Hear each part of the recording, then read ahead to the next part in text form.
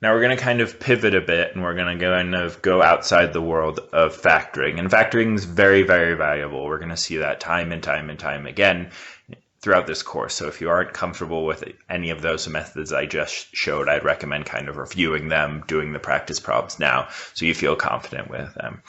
But instead, we're going to kind of focus on something else. And so in order to build up to those concepts, we're going to talk about just the idea of square roots. So if I have this equation right here, x squared is equal to 4. In order to solve it, I need to undo the square. Well, when we're undoing the square, what we do in mathematics is we square root both sides. So we will get x is equal to 2. Square root of 4 is 2. But that's not the only answer that works. There's another number that if I multiply it by itself, I would get 4, and that number is negative 2. So to account for this, when we're solving equations with squares, if we take the square root of both sides, what we need to do is we need to say, okay, I can have a positive value or I can have a negative value. So to kind of see that in practice, I skipped ahead a little bit on the right side here. I'm going to solve this equation. If I'm going to solve a square root and I don't have a trinomial or I don't have extra x's flying around, I'm going to try and get everything to one side and leave the x squared on the other side. So in this case, I'm adding 50 to both sides. I'm going to divide both sides by 5. I'll get x squared is equal to 10. Well, now I'm going to use what I learned from the previous problem.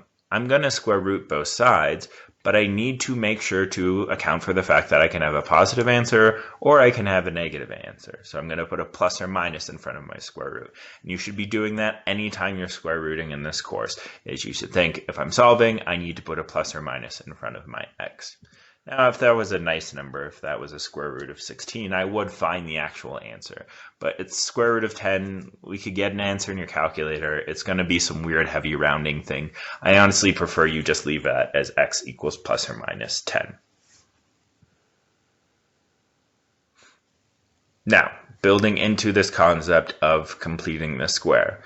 Completing the square is a very, very, very difficult concept. It's something that over my years of teaching always gets complaints. It's something that if you were learning it in high school, you'd probably spend a full week on it. We don't really have a full week. So all that's being said is, don't worry if you watch this slide for the first time and say nothing really makes sense. Watch it again. Watch it the third time. Honestly, look up other things online because this is such a notorious concept that there's a lot of really good resources out there. I'm going to show you a method that I've had the most success with. So I have this equation here, x squared plus 4x minus 3. I could try and factor it. Spoiler alert, that is not going to work in this case. So instead I'm going to try a different method, and that method is completing the square. So what we saw in the last slide is that, well, if I'm able to kind of isolate my square root, then I have a pretty nice problem to solve. I just square root both sides, put a plus or minus in front of it, and then get x by itself afterwards. So that's what I want to do. I want to have x plus something on one side of my equation and maybe some other stuff on the other side of the equation. So my first step when completing the square is to get all of the x's on one side and get all of the numbers on the other side. So I'm going to add 3 to both sides. Now, what I've done, and this is actually not mathematical at all, it's just a placeholder for me to be aware of. What I'm going to do now is once I've added the 3 to the other side, I'm going to put blanks on both sides because eventually I'm going to put something in that blank spot. Now, the why of it is that if you are doing something like x plus d squared, let's look at the top right of the slide again. If you're looking at something like x plus d squared and you multiply that out, you FOILed it out, you would get a term that has no x's in it. And so that's currently missing on the left side of my equation. So I'm going to kind of do something to compensate for that. And that something is going to be built off of 3 pieces of information. The first thing is my b. Well, on the previous slides, we've seen that generally a quadratic form has ax squared plus bx plus c. So your b term is always what's in front of your x. So in this case, I have 4x. Well, my b is 4. My next piece of information I'm going to find is b over 2. That's 2. I just divide my b by 2. Nothing really fancy there. Finally, third piece of information is I'm going to square my b over 2. So my b over 2 is equal to 2, so b over 2 squared in this case is equal to 4. So my first step in actually when I go back to my equation is going to be, I'm going to take that third piece of information and I'm going to put it in both blank spots. So I'm going to put a 4 on the left side, I'm going to put a 4 on the right side, kind of following the golden rule of algebra. If I put something on one side, I put it on the other. Now my next step is, and this is almost like a magical step if you haven't seen completing the square, is I'm going to factor my left side immediately. And if you wanted to factor it kind of as we've done on previous slides, that's perfectly fine. Do that. That'll be a little bit more work, but at least it might make a little bit more sense in your head. But the shortcut is we know the left side's going to factor to x plus whatever your b over 2 is. And that's always going to be the case. So we're going to use the third piece of information by putting it on both sides of the equation. And we're going to use the second piece of information by putting it inside our parentheses. So I get x plus 2 squared is equal to 7. Well, you might be curious where the 7's coming from because there's so many things going on right now. Well, the 7 comes from 3 plus 4. So the right side is 3 plus 4 is equal to 7. The left side is x plus whatever my b over 2 is, parentheses squared. And now, well, we haven't solved the equation, but now we're done with the completing the square. So hopefully we're done with the scary part. At this point, I just need to solve for x. So I do that by, well, I need to get rid of that square, so I'm going to square root both sides. I need to make sure that since I'm square rooting both sides, I put a plus or minus in front of my 7. And then to solve for my x, I'm going to subtract 2 from both sides. Now you might think, okay, well, if you subtract 2 from both sides, maybe you should put it after the square root of 7.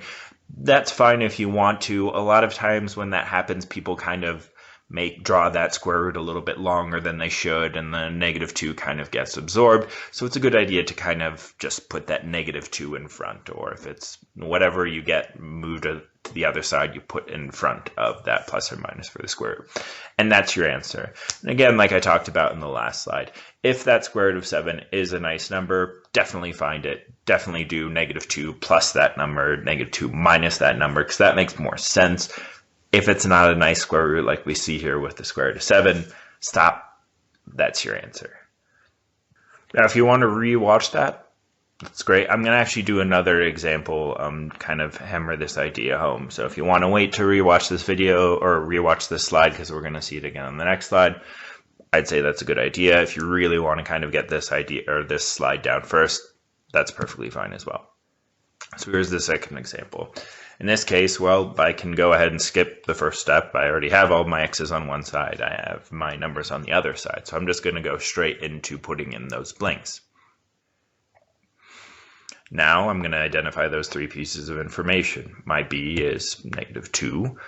My b over 2 is negative 1. And my b over 2 squared, negative 1 times negative 1 gets you a positive 1. So I'm going to put that positive 1 into both of my blanks.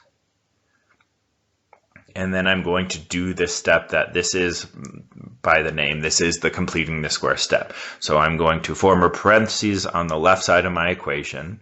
It's going to be x plus negative 1 squared, which is x minus 1 squared. Those are the same thing. And then 3 plus 1 on the right side gets me 4. So I've completed the square. Now I just fall back to solving a square root equation. I'm going to square root both sides, put a plus or minus in front of that square root of 4. Well, the square root of 4 is 2, so I'm actually going to get that whole number. I'm not going to say it's the square root of 7. I don't really know where it is, what it is, or the square root of 10. I'm going to actually find the value.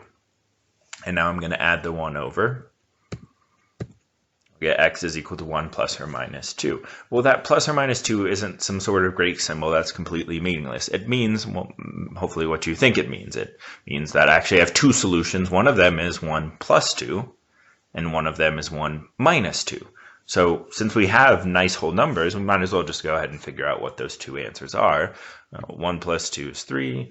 1 minus 2 is negative 1. So x equals 3, x equals negative 1. Now, if you wanted to go back and check your answers, actually a pretty easy problem to do this with. Good idea. There's a lot of places along the way that you can kind of make a mistake. So plug it back in, very basic algebra, and you will get, you should get 3 is equal to 3 for both of those values.